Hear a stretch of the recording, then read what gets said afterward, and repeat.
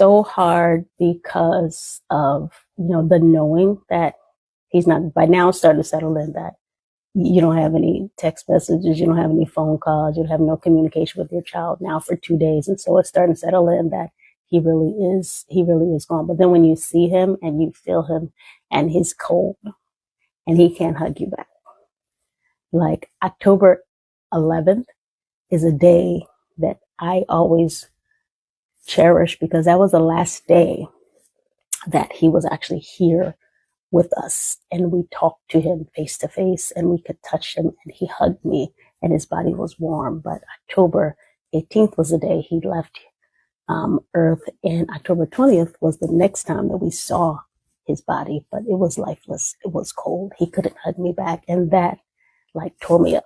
It tore me up so bad.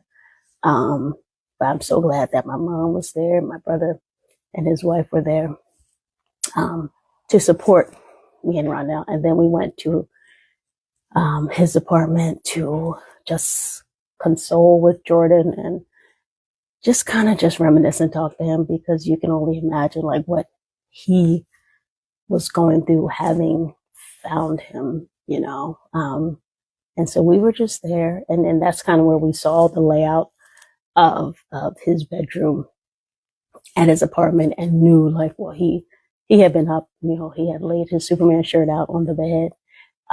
His bed was made, his Superman shirt was laid out. We was like, oh, this is what he was going to wear today. He was going to go out and about and do some more, interviews and stuff after he went to work. So yeah, it was just like October 18th, 19th, 20th were just like awful, awful, awful days. On the meter of awfulness, it was like terrible, more terrible, most terrible, I would say.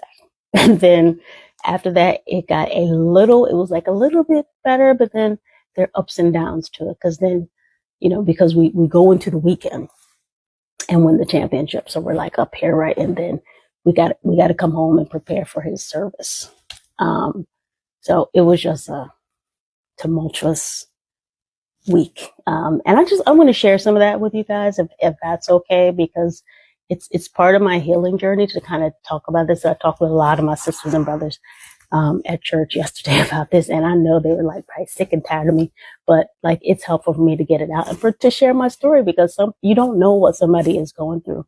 They may have had a similar situation, and they appreciate the testimony, because that's my test and it's for God's glory.